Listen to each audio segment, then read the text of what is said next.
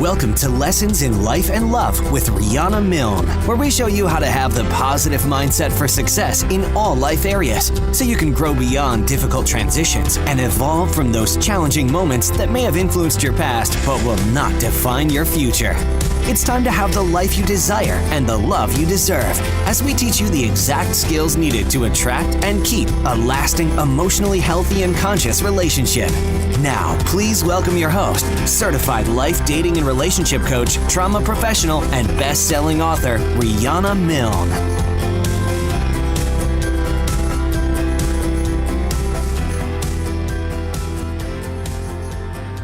Welcome to show 31 of Lessons in Life and Love. I am your coach, Riana Milne, known as a life and love transformation expert. I am on a mission to change the way the world loves.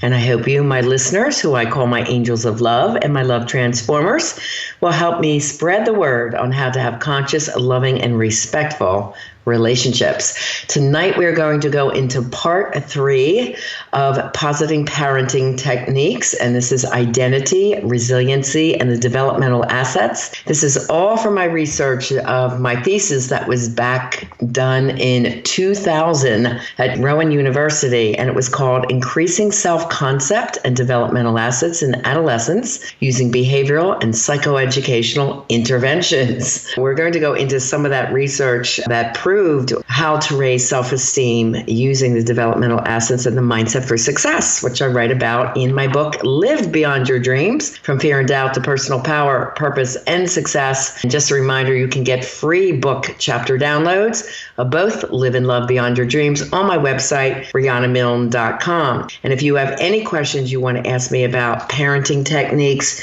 do call in. The next hour I am live and able to answer your questions. Just call 866-451-1451. Just have your question ready and I'll be glad to get your call. And if you'd like to meet with me personally this week, then do sign up for a free Life and Love Transformation Discovery Session. It's a $500 value. For my listeners, only $47. Just go to my website, rianamilne.com, and tell me your story. Remember to listen to all my podcast shows on the site, lessonsinlifeandlove.com. They're all archived right there. You can get that education that builds your knowledge in life and love skills. And remember to get your daily Lesson Life and Love report on Alexa. Find that under Lifestyle. And hit the enable button and it's yours. You can find my podcasts on Spotify, iTunes, Spreaker, iHeartRadio, Google Music, and your other favorite apps. And if you hear something you know will benefit a friend or a loved one, be that angel of love and share the show link and leave me a comment about what you liked and learned and a 5-star rating. I really appreciate that. Today's show is being brought to you by Audible. Audible is offering our listeners a free audio book with a 30-day trial membership. Just go to audibletrial.com/Riana and browse the unmatched selection of audio programs. Download a free title and start listening today. It's that easy. Go to audibletrial.com/Riana. Now, this thesis that I wrote in year 2000 is donated to science. So when you write a thesis, even though it's in book form, and I'm sitting here with the book in front of me, this is actually my book number 2 that I wrote. My first book was my Model and Talent Training Manual, which is 250 pages. I wrote that when I was 26 years old to open up my Model and Talent School at the time. And this was my next one. My advisor, a dear man named Dr. Z. Benjamin Blanding, looked at it and goes, "Oh my God, girl, you wrote a dissertation." And I'm like, I don't know. I just wrote what I felt was thorough and made sense. And now if you Google the title, you can find it's printed in like 14 different languages. This research is out there around the world in different languages. So I'm sure other people are using it for their research, which is pretty cool. When you donate this to science, that means everybody gets to use it and you don't make a dime. Just like podcasts. We don't get paid for our efforts. We look for those 5-star ratings as support. We do appreciate those. So let me go into this. This is finishing off the parenting chapter in Live, and then I will go into the thesis. This is chapter 9, For parents, raising successful children and teens by teaching the Watch Me mindset for success. Discussion with your child or teen should never sound like words that put him down or make his self-esteem suffer. It is all right for you to be disappointed and say, I'm disappointed, but you can do that in a very loving and kind way. Together, then, you make a plan to ensure the negative event or the mistake never happens again. Children just want you to be real with them, so talk your feelings honestly and openly. Remember, kids model what they see and hear from you. Remember, my houses in Erie, Pennsylvania, and in Ventnor, New Jersey, were the homes that all the young kids wanted to hang out at. The kids talked to me freely and came to me for advice. I remember sitting around the kitchen tables in my Ventnor home, and I'd often hear them say, geez, Riana, I could never talk to my mom like this. I'm thinking, what a shame. I remember hanging out at one of my best friend's houses in Lower Moreland, where I grew up. And her name was Martha Mocht, and her mom, Jean, was a psychotherapist. And she was my first inspiration for wanting to be a counselor myself. She was the coolest lady. I could say anything, and she really listened and made me feel important. I could ask her questions about boys and not feel ashamed or embarrassed. I could never ask my mom the same questions. I often told my friend how lucky I felt she was and that I wanted to be that kind of a mom, too, to my kids. I think I've done that. And as a therapist, I've helped kids of all ages with their questions, too. Open and real communication with your children start when they're babies.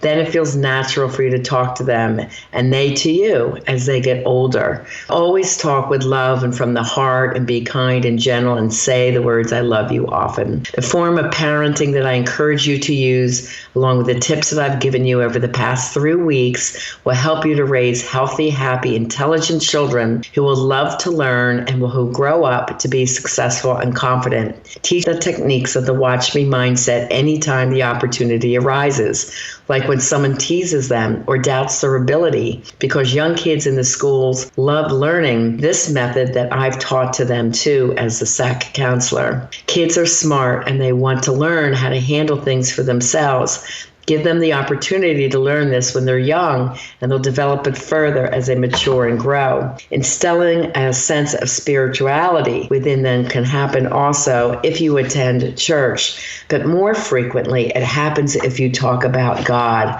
or a higher power or spiritual concepts in normal conversations. Remember, God is never punishing, so please never threaten them with, God will punish you if you do this or that. Some of the churches go into that method of this God-fearing, punishing situation, and that is not a positive way to talk about faith and religion. So don't ever be negative when talking about God or your belief at all. Talk about your child's God-given talent and how happy you are to see them use it and how proud you are of them and how he's doing work that God would be proud of. Tell them that it is a good karma to treat others well and that when people die, they become one of God's angels and so forth. Make it a positive and loving experience. I adore working with children and teens because I remember the pain of growing up. I remember I was very teased and bullied. I was skinny and gawky and considered an outcast, not being as good in sports as all my other siblings, even though I did excel and went to women's nationals and high school water polo and ended up with a swimming record in the Penn State Hall of Fame. But my brothers were all American swimming and water polo, and I was always told I'm not doing my best. I remember being depressed in 8th grade, that I felt suicidal. I didn't have the tools I needed to know how to be happy. I remember wanting to go to a counselor to help with my sense of depression, but it was not acceptable, quote unquote, at that time to do so. My mother said, none of my family will ever go to counseling. And I looked at her and I said, then I'll grow up and become one. And I did. I worked with kids that want to go to counseling or coaching. I suffered a lot in silence, and writing became my therapy. As a matter of fact, I wrote so much that in English, my senior year, I won the who's who of American high school students in English. They could only vote for one high school senior, and it was me. And I was very excited. I went home and told my mom. She goes, well, why would they pick you?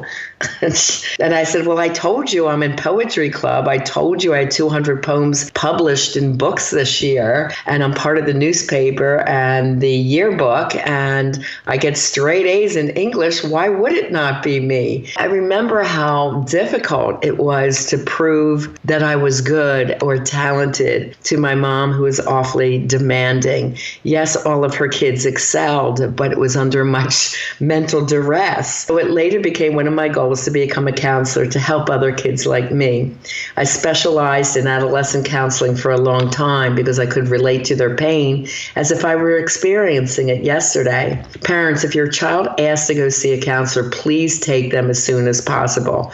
All my teens in therapy are so happy that they came, and they rise from their depression relieved to see their families functioning well again. As a matter of fact, I just got a beautiful testimonial letter from my 18-year-old who graduated. Her last session with me is actually tomorrow, and I will share it right after the break because it's really beautiful. I have to bring it up on my other computer. You'll see her level of change. In the life stage of a teenager, according to Erik Erikson's 8 stages of psychological development, teens 12 to 18 years old have the basic conflict of peer relationships and identity versus role confusion. They must achieve a sense of identity in both school or on the job, or both, their sexual roles, and their standing with religious faith, according to Erikson. If they do not handle the conflicts presented with their peers in a positive way and instead fall into destructive habits like drugs, alcohol, risky sex, and so on, this could lead to a state of inaction or rebellion that in turn will lead to low self-esteem and possible lifelong addiction. In the intimacy versus isolation stages of age 19 to 40, love relationships are the key conflict and challenge. If your child cannot develop them successfully at the young age, he will suffer feelings of isolation and despair as the adult. Each relationship presented is a chance to learn, change, and grow into a better, more evolved partner. Now, you can see in that paragraph alone, when I wrote this was way before I did my work on childhood trauma in a formal way and created my coaching program. But the research I did in year 2000 brings these points up all the time. And here I'm pointing to it again. If your child doesn't develop them successfully, they suffer as an adult. And this is all the proof of the research of childhood trauma. The Live book was written between 2006 and 2008. I was pulling from my earlier research when I wrote this book, Live. Remember, children and teens can experience immense pain, anxiety, depression, and trauma over lost relationships as intensely as adults do. Furthermore, a teenager who experiences heartache over a breakup may need extra support from a professional counselor to deal with all these new emotions. At certain times, encouraging words from parents just don't seem enough. Get the help your child may need to learn how to be resilient and handle such emotional changes and challenges in his life. I hear a lot of parents tease their kids when they have young love, let's say at 13, 14, 15, 16, and they say, oh, it's puppy love. It doesn't mean anything. It's ridiculous. Get over it. Well, no, these feelings inside them are extremely intense. And when there's a breakup or a rejection, it's really hard for them. Again, emotionally, they're not as developed as an adult. They don't develop to their emotional peak until ages 23 for a woman and 26 for a young man. So these are very hard feelings for them to navigate, and they're severe. It feels very traumatic for a kid when they have a breakup. I believe that older teens and those in their early 20s are supposed to break free of the family ties and test their own limits. This is how they will learn, making mistakes and learning to correct them as they go. This is what I call launching, giving them the space to make their own choices, encouraging them to take risks and take on responsibilities. One of the worst things a parent can do is baby his teenager, try to hold them back and protect them too much. He will then become a young adult who is lazy and may be afraid to leave home. Teach your young adult children the life skills they need to survive in the real world, and you're teaching them all the way along as a child and their young teens. I was writing this book to help parents who don't know what to do or feel stuck raising their children in today's harsh, difficult world of broken families. please try the techniques mentioned and see if they don't make a difference. And again, listen to all 3 weeks of the parenting skills. If you need counseling support, get it. You and your child will get through their growing up stage, but you want a loving relationship on the other side of it. It will never be perfect, but respecting, listening, and loving your child unconditionally while practicing positive parenting techniques will help you all survive the growing up period. Each phase is really cool. When I was raising girls, I see my girls raising their kids. Alexi's got the baby at age 1, and Steph's got a son at 5 and 3, and their stages are just precious to watch as a grandmom. I just really loved every stage with my girls. There were some difficult stages. Those preteen stages weren't always easy, but we had a lot of really beautiful times together too. Now I'm going into my thesis. Again, it's called Increasing Self-Concept and Developmental Assets in Adolescents Using Behavioral and Psychoeducational Interventions. It is a long title. They encourage you to write long titles when you're writing a thesis. I think it was a bit ridiculous. That's what I was advised to do. Just the introduction. Research shows that youth who have higher levels of self-concept, esteem, and personal developmental assets are more likely to engage in positive behaviors and less likely to engage in risky behaviors. Exploring the needs of young people through the social science and psychological research, as well as implementing the programs within the communities and institutions, meaning schools, that serve adolescents, has had much success in helping youth to learn the necessary protective developmental assets. In a time when kids are killing kids, now this was written in years 2000, it was right around Columbine, and acting out in other violent, high-risk ways, we need to challenge our communities to take a look at every child, not just the ones who appear to be in trouble, and join efforts to promote the mental and physical well-being and self-concept of each one. Recent research confirms, and this is 1999, that the teen years and early 20s is a time the highest period of risk-taking behaviors that could cause potential harm to self or others. Other research in adolescent development, resiliency, and prevention points to a positive correlation between the number of protective assets a teen has with the degree of self-concept and resiliency they have when facing adversity. The 40 developmental assets help to reduce adolescent risk behaviors, increase self-concept and esteem, and strengthens personal resiliency. And I'm going to go over those in this show because I want you to know them. Adolescents must deal with changing cognitive perceptions about themselves, their world, their parents and other adults, their peer relationships, surrounding social and cultural factors, the challenges of school and home life, and the influence of popular media. Although their cognitive levels of functioning has reach a sophisticated level, adolescents still have a limited base of experience and knowledge in how to handle their many challenges. And this overload of new emotions, experiences, social and physical changes is often overwhelming to them. The difficult period of life is often referred to as storm and stress, when adolescents are prone to rebel against parental controls and resist their authority, experience intense mood swings, including depression, and are more likely to engage in risky, antisocial, and harmful behaviors. Fluctuations in mood and parental conflict tend to happen in early to mid-teens, with higher risk-taking activity happening in later teen years. For example, crime rates peak at age 18, then drop steadily. The greatest misuse of substances happen at age 20.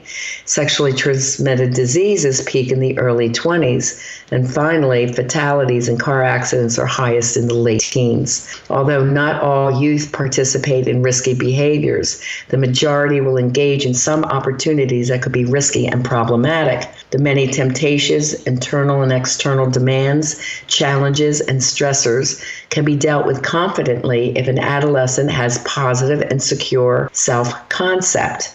The greatest challenge for youth is to find a place of belonging and a feeling of importance within a complex social world. And the less they feel as if they belong at home, the more they will seek to be accepted by a peer group. This stage is called the Great Upward Drive Towards Perfection, when youth will use either pro-social or destructive methods to feel significant, important, noticed, and successful. Erickson describes adolescence as a time when the overall task of the individual is to acquire a positive ego identity as he or she moves from one stage to the next, the successful movement being achieved only when positive solutions are found to typical developmental conflicts.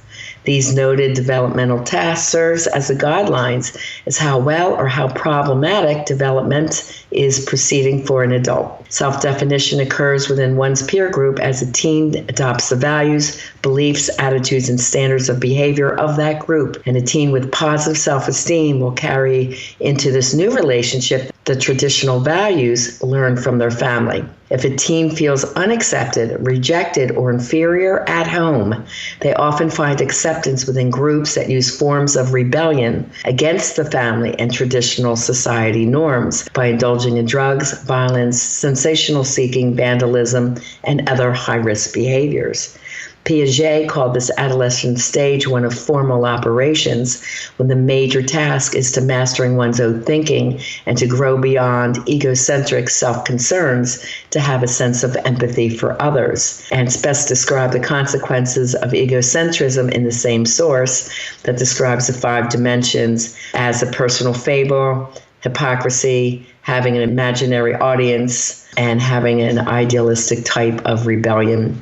As an adolescent seeks to find their personal identity, sense of personal worth, and a place to belong and feel accepted that's independent from their parents, they often end up in a hostile, self-serving adolescent world.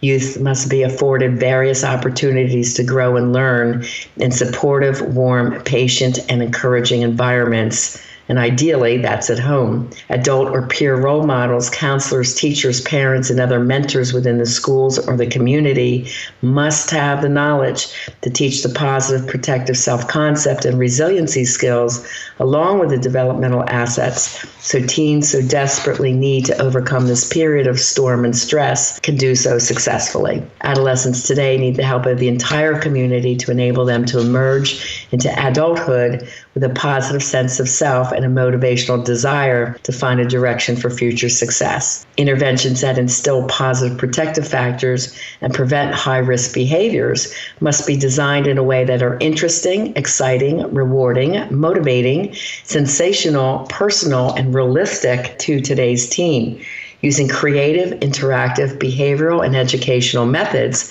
from recent up-to-date psychological empirical research on proven effective counseling theories and programs for adolescents is the purpose of this study. Now, that's just the introduction. It's a total of about 156 pages. This was quite a great program. It was called Ventnor Teen Vision. Teens Helping Themselves by Helping Others was the logo that I came up with. And at the time, I was living in Ventnor, New Jersey, and I served the Ventnor, Atlantic City, and Margate schools. I was doing my internship as a SAC counselor, which is Student Assistance Counselor, at Atlantic City High School, which was very much a multicultural, interracial high school. Could have been a lot of acting out in that school. I was the counselor that met with the teens. Well, people heard about my group programs, and every one of my groups ended up in the conference room, seats full, kids standing, kids sitting on the floor. They were so hungry for positive advice and interaction with a counselor who cared about them. That was me. And as an internship, and then I developed this program, VTV, I called it, because MTV was out at the time.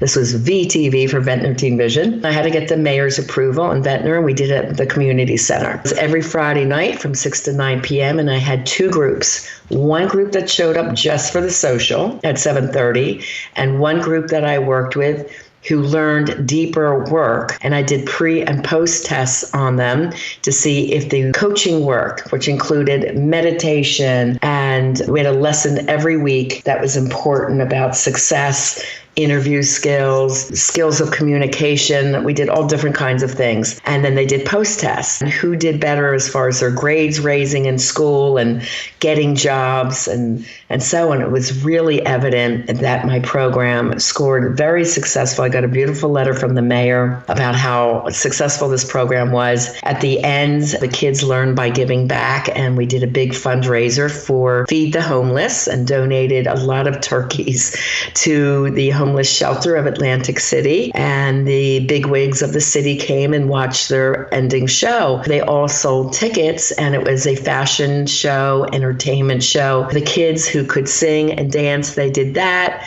and the other ones did modeling to choreographed routines. And then don't forget, I was a model and talent agent, so I was used to doing this type of production. The kids loved doing it. This was like the place to be on Friday night. They hung out, they heard today's music. We did meditation in a big circle. I taught them everything around the 40 developmental assets, which was from the Search Institute, and I loved their work. I was so related to it. Let me go into what those are. Studying this work, I still hear from some of those teens. Some of those teens became my daughter Alexi's really good friends, and those that took this work really have excelled in their entire life. I would love to do a study 20 years later to see how they're doing. Here it is, the 40 developmental assets. There's two categories, external assets and internal assets. So we'll start with the external. There's 4: support, empowerment, boundaries and expectations, and constructive use of time. Under support, there's family support. Family life provides high levels of love and support. 2, positive family communication. The young person and their parents communicate positively, and the young person's willing to seek advice and counsel from their parents. 3, other adult relationships. That young person receives support from 3 or more non-parenting adults, teachers or coaches. 4, caring neighborhood. Young person experiences caring neighbors and feels safe at their neighborhood. 5, caring school environment. The school provides a caring, encouraging environment, or even that go-to person to get that encouragement. And that's what I was as the SAC counselor. Number 6, parent involved in schooling. Parents are actively involved in helping the young person succeed in school. Okay, second is empowerment. We go on to number 7, community values youth. The young person perceives that adults in the community value their youth. Now, at my Friday night events, we had 2 police all the time as chaperones, and they got to know them and like the police. So the police was a positive presence in their life. They also donated hot dogs and sodas for the kids every Friday so they could eat for free when they came, and they were part of the program. It wasn't just drop in and hang out. They had to sign up and register, do pre and post tests. So there were things they had to do, because really this 6-month program was my thesis, and I had to prove that this was going to work in helping these kids out, and it did. Number 8, youth as resources. Young people are given useful roles in the community. This is where raising money to help the poor and unfortunate, even though a lot of these kids came from very poor homes, they were not homeless, and they understood what it could be to be hungry, so they felt proud about giving back. Number 9, service to others. Young person serves in the community 1 hour more a week. Well, this was considered community involvement. 10, safety. The person feels safe at home, at school, and in their neighborhood. Next one was boundaries and expectations. So number 11 under that, family boundaries. Boundary has clear rules and consequences and monitors the teen's whereabouts. 12, school boundaries. School provides clear rules and consequences. 13, neighborhood boundaries. Neighbors take responsibility for monitoring the young people's behavior, just kind of watching out for each other. 14, adult role models. Parents and other adults model positive, responsible behavior. Your parents are doing the right things. They're not acting up. They're not alcoholics or drug addicts, that type of thing. 15, positive peer influence. Young person's best friends model responsible behavior. 16, high expectations. Both parents and teachers encourage the young person to do well. And the 4th category under that, again, was constructive use of time. Number 17, assets, is creating activities. A young person spends 3 or more hours per week in lessons or practice music, theater, or other arts. So the creative arts. I really wanted to prove in this paper that the creative arts help keep self-esteem up and high-risk behaviors down, and it really did. Youth programs. Young person spends 3 or more hours per week in sports, clubs, or organizations at school or in the community. So mine was a 3-hour community program, so they were meeting that. 19, religious. Young person spends 1 or more hours a week in activities in a religious institution. Now, although I couldn't teach religion per se, I did teach the mindset of success, which had a foundation of faith. That was in their permission slip. If parents didn't like it, the kids couldn't come. So they got that requirement environment, I wanted to make sure that all these development assets were met as much as possible in my program. Number 20, time at home. Young person's out with friends, not with nothing special to do, 2 or fewer times per week. There was always a good place to go. The internal assets, which is the second part. Remember, there's external and there's internal assets. Internal assets, 4 parts. I'll tell you what the 4 parts are, and I'll go through them. Commitment to learning, positive values, social competencies, and positive identity. And then there's big categories under this area as well. And we do have to go to break, but we are going to go over the other 20 developmental assets in these 4 categories as soon as we come back. And you are listening to BBM Global Network and Lessons in Life and Love with your coach, Riana Milne. Today's show is being brought to you by Audible. Audible is offering our listeners a free audio book with a 30-day trial membership.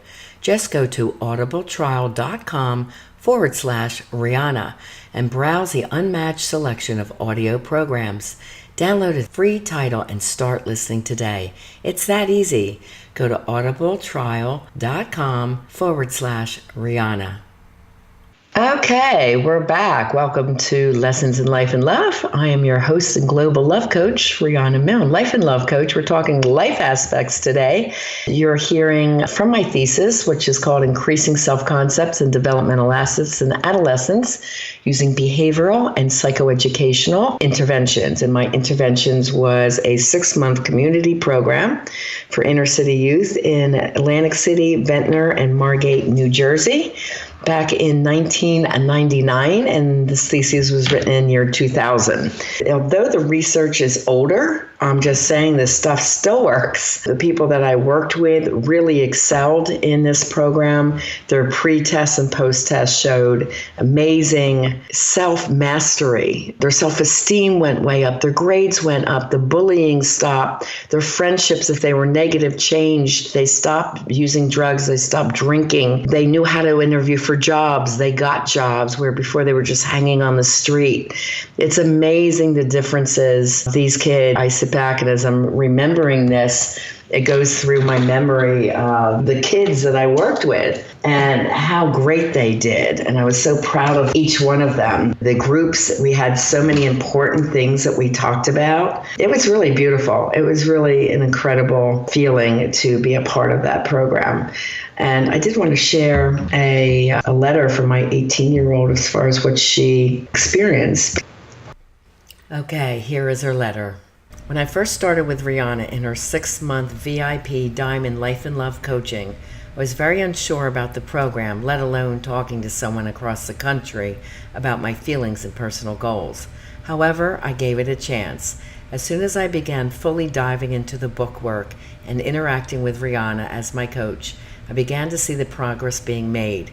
In my case, I was fresh out of high school and starting my first semester of college. When college began, I focused on my schoolwork and kept to myself. I didn't have a clue what type of career path I wanted to take and had been working at Chili's for 3 years as a hostess and was engulfed in the negative mindset that surrounded me. During Riana's program, I quickly realized that my insecurities that held me back were pointless and only harming my own potential. Being free from the burden, I began naturally branching out and enjoying the ones around me. Riana helped me explore my interests, hobbies, and career ideas to set me on a path towards a goal. I decided on the idea of architecture and interior design because it allowed structure, but also gave way to my more creative side. From this direction, I quit Chili's as a hostess and I interviewed to begin working for a home decor store, which was more in line with the direction I was headed. I loved it. It was the biggest interior design store in my city. The environment was refreshing and positive, which in turn helped turn around my negative mindset. Within my first month, I met a customer that ran a business with her husband flipping houses for a living. I loved this idea and got her business card so I could visit one of their homes. During the visit, I provided ideas that helped shape the final look of the house. I had never felt so natural at something, and it was very exciting. Having this experience helped me narrow my college search down to UTA because of their architectural program.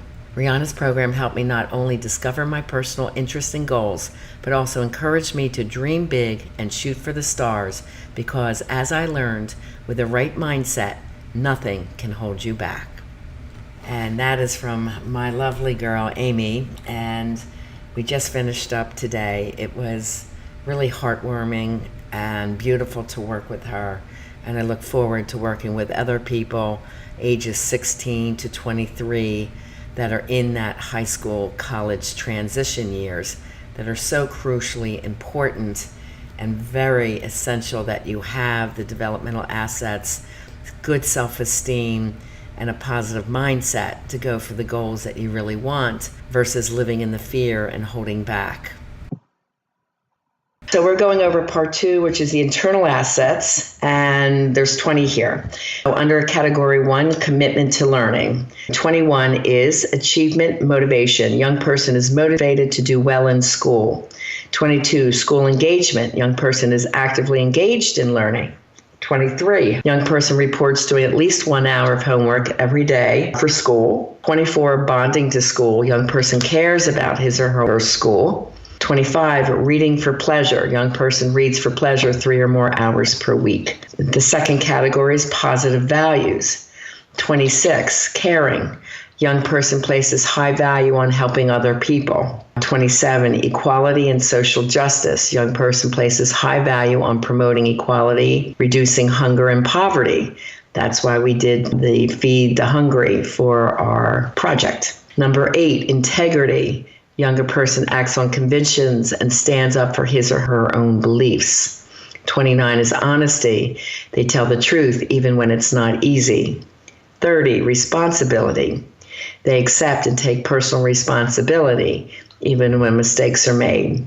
31, restraint. Young person believes it's important not to be sexually active or to use alcohol or other drugs. This was big re-educating a lot of the teens in inner city, right? Next category, social competencies. Number 32, planning and decision making. Young person knows how to plan ahead and make wise choices. 33, interpersonal competence. Young person has empathy, sensitivity, and friendship skills. 34, cultural competence. They have a knowledge of and comfort with people of different cultural, racial, ethnic backgrounds. 35, resistance skills. Young person can resist negative peer pressure in dangerous situations. 36, peaceful conflict resolution. Young person seeks to resolve conflict nonviolently. So we did all kinds of communication and negotiation skills in their education with me. The fourth category for internal assets is positive identity. 37, personal power. They feel they have control over things that happen to them. 38, self-esteem. Young person reports having a high self-esteem. 39, sense of purpose. Young person reports that my life has a purpose and meaning. 40, positive view of personal future. Young person is optimistic about their personal future. Now, that's how it's spelled out. Again, that's the 40 developmental assets from the Search Institute. And then there's a checklist called an asset checklist. And the teens coming into the program would do this before the program, then they did it after. And there was very few check marks in the beginning. They would mark either yes, no, or sometimes. And then they did this again at the end of the program. These were the things that I put on their list. Ability to find positive ways to deal with problems. Ability to communicate and express feelings in a positive way. Feelings of self-worth, esteem, and confidence. Ability to help friends who need assistance. Relationship with other adolescents is good. Relationship is great with members of my family. Ability to help family members who need assistance. Ability to cope with anger and stressful situations, created a more positive attitude towards school. Overall schoolwork and grades improved. School attendance has improved. Ability to improve and change my behavior.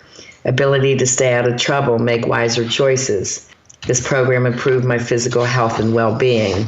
So we talk about exercise and eating healthy and that type of thing too. As a result of participation in this program, please circle this choice of decrease or stopped where marked by a star. So I have greater awareness of tobacco, alcohol, and drug-related problems.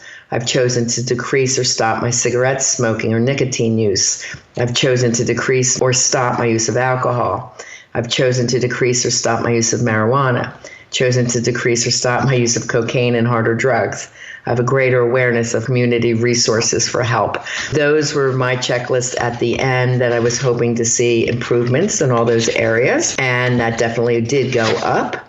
There was a contract of understanding. There was a legal disclaimer. I had radio spots, PSAs, which are public service announcement.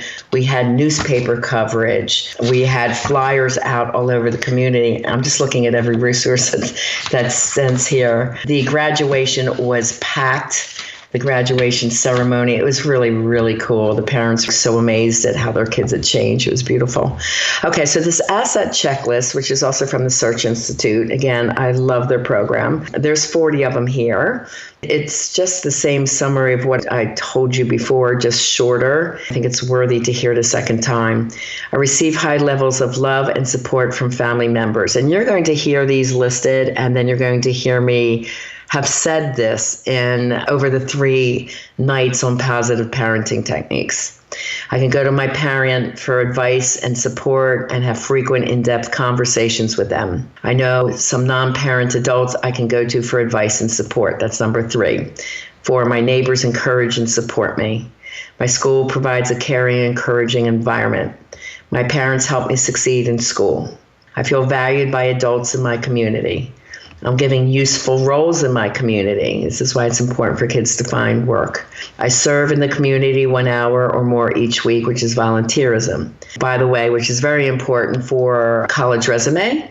Your 10th, 11th, and 12th graders should be helping out and getting certificates that they are helping out as part of their college application kit, which I teach teens how to put together. I feel safe at home, at school, and in my neighborhood.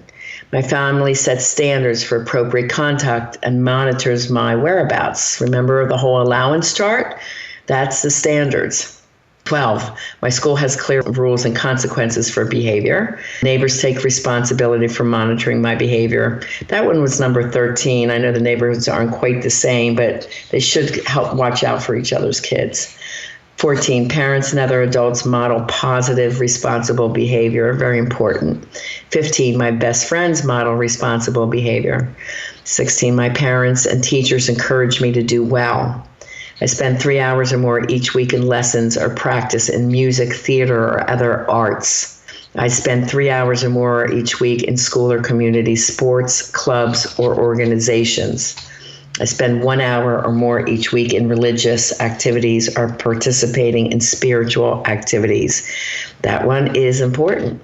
20, I go out with friends with nothing to do 2 or fewer nights a week. They don't want the kids hanging out every night. 21, I want to do well in school. 22, I am actively engaged in learning. I do an hour of homework each school day. I care about my school. I read for pleasure 3 or more hours a week. I believe it's really important to help other people. I want to help promote equality and reduce world poverty and hunger. I can stand for what I believe. I tell the truth even when it's not easy, and accept and take personal responsibility. I believe it's important not to be sexually active or use alcohol or other drugs. I'm good at planning ahead and making great decisions. I'm good at making and keeping friends. I know and I'm comfortable with people of different cultures, racial, and ethnic backgrounds. I can resist negative peer pressure and dangerous situations. I try to resolve conflict nonviolently. I believe I have control over many things that happen to me. I feel good about myself. I feel my life has a purpose and meaning, and I'm optimistic about my future. Those were the things that my program stressed to build these assets into each child that was a part of it. I did what was called resiliency coaching for behavioral change. The Ventnor Teen Vision members, there was t-shirts there, it was cool too, to be a part of the special sessions would receive and encourage changes in negative behavior by building on positive individual traits, the developmental assets, which in turn builds resiliency.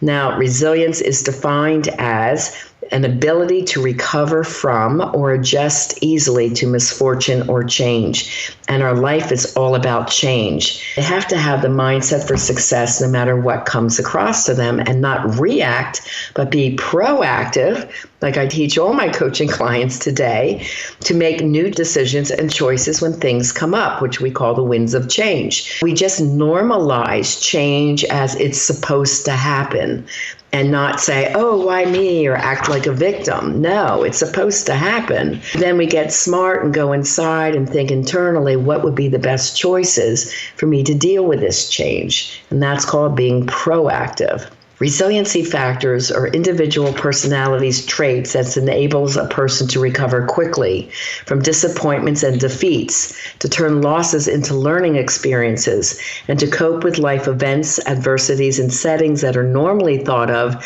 as inducing hopelessness or failure. This research goes back to 1998. This is still the same type of mindset training I teach and coach today. Not only my young people, but my adults.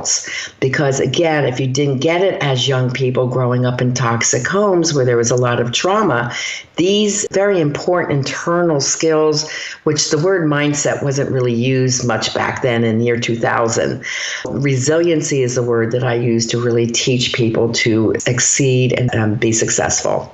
The research shows the more developmental assets and resiliency factors a young person has, the less likely they're to engage in negative or risky behaviors, to cope or recover from losses, disappointment, change, or defeats, and the more likely they are to be happy and successful. There's 5 major life spheres or risk domains that affect youth. Here's the 5 most important things: in the individual himself, the family, school, the peer group, and the community. Those 5. The risk factors identified as placing youth at risk for alcohol, smoking, or drug use is inadequate life skills, not learning what to do from the parents. Second, lack of self-control, assertiveness, and peer refusal skills. They didn't get them. Third, low self-esteem and self-confidence. 4, emotional and psychological problems in one, all of the above domains, which I named those 5. The next one, school failure and lack of bonding at school, not feeling like they fit in, which is trauma number 7, feeling different or being bullied. Next, rejection of commonly held values and religion. They didn't get a sense of faith growing up. Next is early antisocial behavior such as lying, stealing, and aggression, often combined with shyness or hyperactivity. And the last one, favorable attitudes towards alcohol, drugs, and tobacco, which is reinforced by their peers, their families, and their society around them. Learning from your parents, no, we don't drink alcohol every day. We don't smoke. We don't use drugs, that type of thing. The use of alcohol and drugs by young people is often linked with the following social problems that frequently affect the same young people: high rates of school failure and dropout, teen pregnancy and young single parenthood, babies born with addictions, adolescent depression, self-inflicted violence, meaning self-mutilation, including suicide, pre-adolescent or adolescent gang activity and neighborhood crime and violence, domestic and child abuse, neglect, abandonment, runaway and homeless youth, increasing the incidence of AIDS among young adults due to sexual activity or drug use, widespread teen unemployment, especially around minority youth. If that was used within their home and their society, alcohol and drugs, this is more prone to happen. That's what I just reviewed. The aim of Ventnor Team Vision Resiliency Coaching, which is what I called it back then, before coaching was a term, is to decrease the risk factors and enhance the factors that protect and bolster the resiliency of our young people in our cities. The coaching involved the following strategies. This is what I used: social and life skills training, communication, problem solving, decision making, control of anger and aggression, understanding of feelings and emotion, and having the skills necessary to acquire a job. Second, alternative activities that encourage fun, bonding, creativity, self-confidence, and personal expression without fear. 3, individual or group therapy and counseling. volunteer adult mentors that gave them feedback, learning and growth encouragement. Assessments were before and after the program. Next was mentoring programs, community volunteers, religious leaders, college students, and other youth that provided positive role models, advisement, and friendship. Next, family skills training, teaching responsibility, loyalty, trust, and communication with parents, siblings, and other adults. Parental training skills, teaching the parents developmental assets so they can use them at home. Teaching them appropriate discipline tactics, understanding risk factors, stress management, teaching the independence and responsibility within the family. Next is educational planning, encouraging higher learning, goal setting, career path, taking pride in school and work and achievement, learning that knowledge is power and the way out. Positive peer group, the performance troupe, which was the dance troupe, did the community work and dance, acting, modeling, and volunteerism. Next was peer resistance training, use of role play to say no and teach personal empowerment to avoid relationship abuse. No verbal abuse from anybody dating them or any sexual pressure, which increases personal self-control, confidence, and self-respect. Communication skills, speaking before a group, manners in speech, breaking their vocal habits that were nasty, job interview skills, respect and communicating with others, and the art of listening. And the last was community service. The logo was help yourself by helping others, and feeling the satisfaction in helping others in need or less fortunate than themselves, the opportunities to make positive contributions to their community, and establishing a sense of pride and membership within their community. That is research I did in the late 1990s. You can find this work online. I will also put it in the show notes, that long title, so that you can look it up for yourself. It's in, research libraries and so on. We're going to go to our last lesson where I read from a little book. It's called Simple Principles for a Happy and Healthy Marriage. This is by Alex Lutz. You can also find this book in the show notes. And this is Principle 159. Be mindful of how you and your spouse interact. As a healthy couple, always be conscious of how you interact in front of your children. Your children are like sponges, soaking up every word and action. If there is tension or anger between you and your spouse, they will feel it. Never criticize or name call. It will give the impression that it's appropriate to speak to others that same way. Your children do not have to believe that you and your spouse never fight, just that you can do so by being civil and still respectful, and that arguments never threaten the love in your household. After a fight, make sure to talk to your kids about how you resolve the issue and remind them that you love each other and them very much. Because this type of behavior that's not handled properly in the household, this is the beginning of the childhood traumas, of course. So next week, I'm going to move on. We are going to go into the creating a business of your dreams, because work is so important for us. We spend at least 8 hours a day, the average person, or up to 10, 12 hours a day working. You got to love what you do. Every job that I have created from scratch without a loan, but just a dream. I want to go into how to do that. There will be a guest interview with John Lee Dumas. John is my amazing podcast coach and has the podcast called Entrepreneur on Fire. He has over 2,500 podcasts out. He was one of the first major podcaster, and you need to check out, if you're interested in business, you got to check out JLD's Entrepreneur on Fire. He's amazing. So I have him on for about 20 minutes, and then we're going to go into some of the aspects of creating the business of your dreams. I have done business coaching with those people that sign up, mostly at the diamond level, to work with me for 6 months, and we do everything to create the life that you desire. We look at everything, and that includes your work. If you're not happy with your work, what work can you do to create something that you love that will give you the lifestyle that you love? That's going to be the major focus next week. Of course, that'll be Monday night at 6 p.m. Eastern Time. Okay, love angels and transformers, that is all we have time for today. I do thank you for tuning in tonight. Please do tell your friends who you love and care about to join us next week for our business talk. Appreciate you sharing the love and helping me change the way the world loves.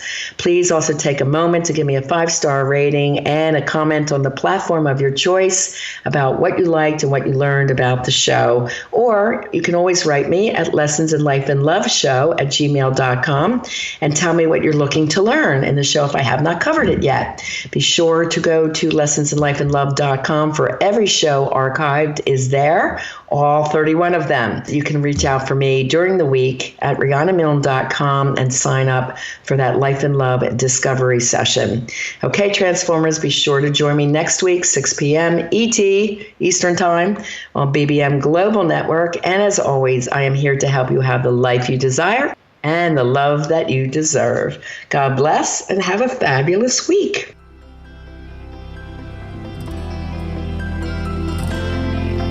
We want to thank you for joining us on this episode of Lessons in Life and Love with Coach Riana Milne.